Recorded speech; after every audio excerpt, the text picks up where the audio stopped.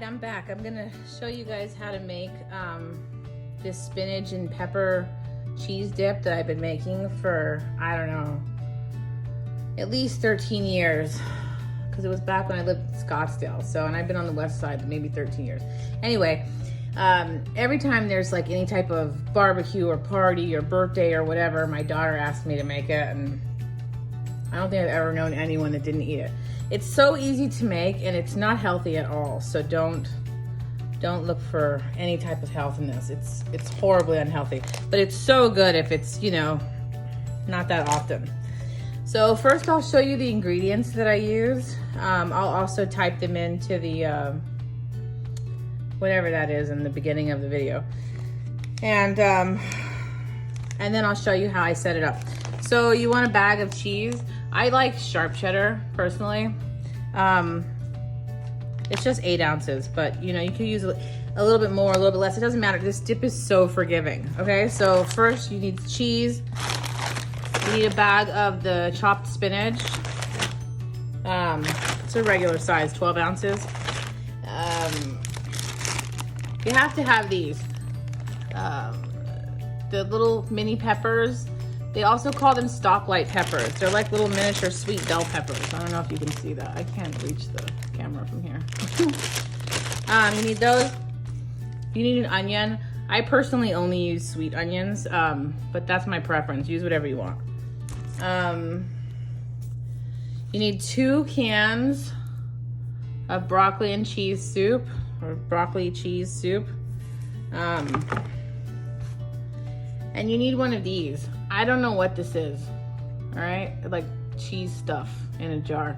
It's not the cheese, what is that? Velveeta that comes in like a log. It's not the same thing as that, so don't get that one. I mean, you probably could if that's all you could find, but it's not that. Velveeta also has, next to this one, something similar in a jar. So I bet that that would work also. But I just know that it's this stuff, whatever this is, cheese dip. Jar cheese is what I call it. I don't know what it is. Anyway, so I'm gonna start cutting this stuff up. Oh, and this is 15 ounces, all right? I'm gonna start cutting this stuff up, and you don't need to watch me cut it up.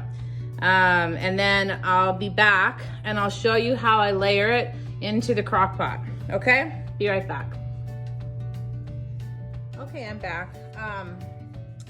Ooh, see this fancy new crock pot? Yeah. I'm just kidding. My other crock pot, I use it for soap, so I had to buy a new one. But I did get this just for the video. Ta-da! All right, so here we go. Here's the peppers, right? Let's see if we can zoom in here. You see how big they are? You can go bigger, you can go smaller, you can have huge chunks of them. It doesn't matter. You can take the middle out too if you want the seeds. Honestly, it doesn't. I've done it both ways. I'm so lazy when I make this sometimes that I just throw all this shit together in a pot and it's perfect. You also can cook it on the stove. I cooked it on the stove for like the last 1.5 years because I was lazy and didn't feel like buying a new crock pot. Because I don't really cook in a crock pot often. But the thing is with the cheese and the milk, it's you gotta really watch it on low, you know? Make sure if you're using it on the stove, you cook it on low with a lid, and make sure you put the vegetables, all the vegetables at the bottom of the pot. Since they're raw and you want them to cook, if they sit at the bottom of the pot, the heat will just cook the vegetables, and then the cheese stuff will sit on the top. And once all the vegetables are cooked, you can stir it and kind of, you know, keep an eye on it at that point. Anyway, I'm gonna show you how to make it. Okay, so here's the peppers, right? Just throw the whole thing. The bag is 1 pound. It's a 1 pound bag, right?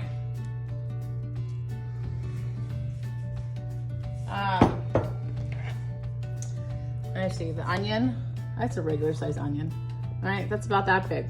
But you know, it doesn't, cut it as big as you want or small as you want. Don't put it in the food processor, by the way. I've done that too, and it ruins the dip. I'm not sure why.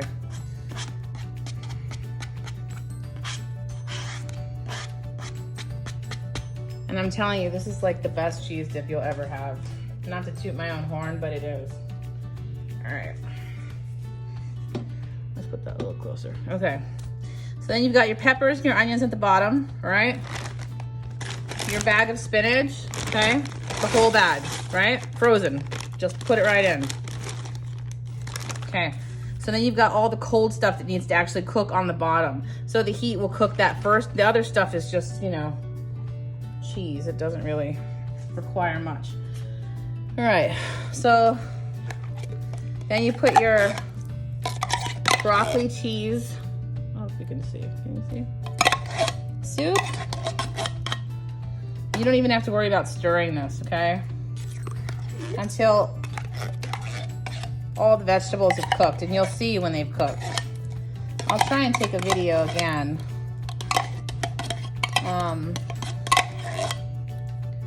So you can see what it looks like when it's done. The only thing that sucks is it's such a pain in the ass to get my phone on this thingy, yeah? And so now I have to put it back. Can you see? Yeah. Okay, so then this, you can use half of it if you want. I used to use half back in the day, but then the other half just sits in the fridge because what else could you possibly use this shit for? But then I just started using the whole thing and it's fine, so. All right, so you just throw all this in. It looks so gross, but I'm telling you, it's so good. I couldn't eat it the last 2 times too because I've been on like watching what I eat and things like that and a meal plan. But I get to eat all the crap I want this weekend because I passed my first 30 days on the meal plan with no cheating, so I'm allowing myself to have fun. All right, then you can put the cheese in, the whole bag. I've done the Mexican kind, the mild cheddar, whatever. Honestly, I just think that the sharp has a better taste with all of this. But like I said, do what you want. It's 8 ounces. And then put the cheese on the top, all right? Because you don't want to burn it. And then you want red pepper flakes. I don't measure anything really, so, but for the sake of like you guys, I guess I can. I'd say, I don't know, a heavy tablespoon-ish, right? I also do salt and pepper, but honestly, I don't really put a lot of salt or pepper in when it's raw like this. I kind of wait until it's cooked. Since you don't stir it anyway, you don't want to stir it, you want to leave it like this. So you don't really know how much salt you're putting and you don't want to ruin it. So anyway, all right, here's what it looks like.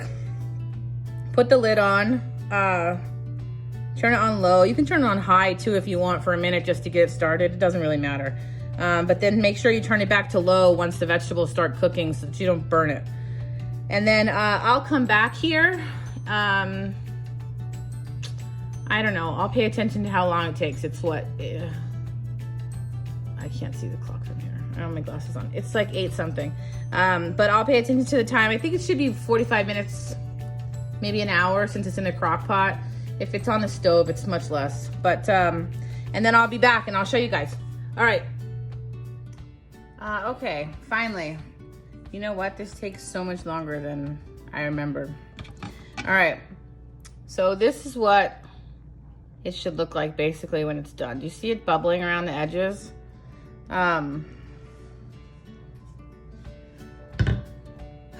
That's basically it.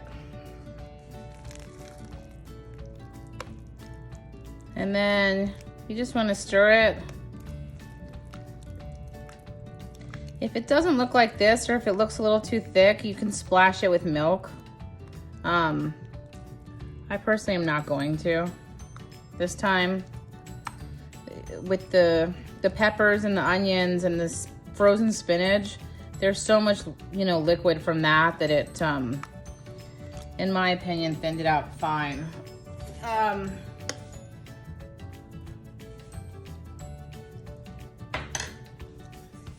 Then you want to just salt it. I would say at least a half a teaspoon. Let's see.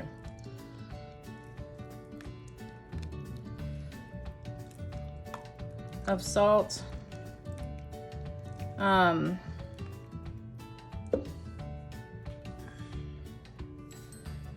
then, you know, half teaspoon of pepper, whatever. And then if you want more red pepper flakes, add them. You know, you could also leave it like this, and then as each person takes their bowl, because we fill like ginormous bowls for ourselves, you know, they can salt and pepper and put whatever stuff that they want in it.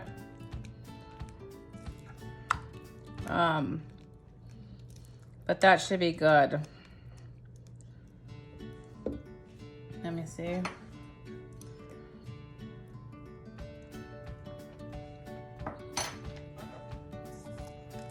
Okay, so maybe like closer to 1 teaspoon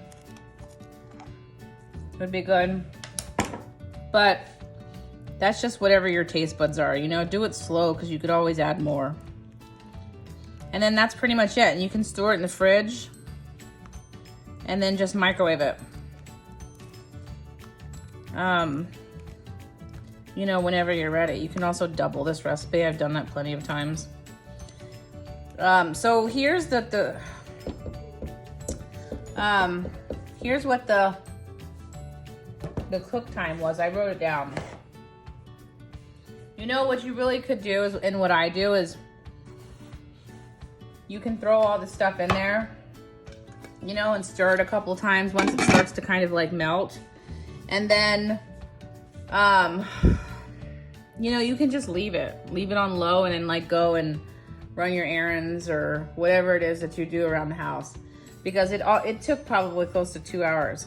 So I put it on 35 minutes on high, and then 20 minutes on low.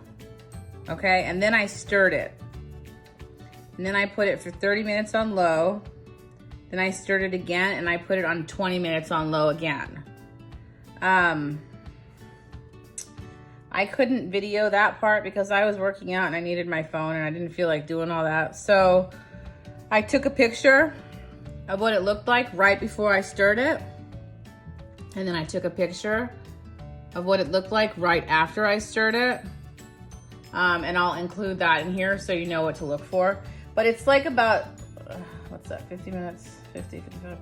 It's about 2 hours, basically, it takes on low. Like I said, you can speed it up if you want. If you're gonna cook the whole thing on hot though, just make sure you keep stirring it so that it doesn't burn around the edges. So yeah, I guess that's it. And then you should try it and then let me know what you think. So thanks for watching, and I will see you later.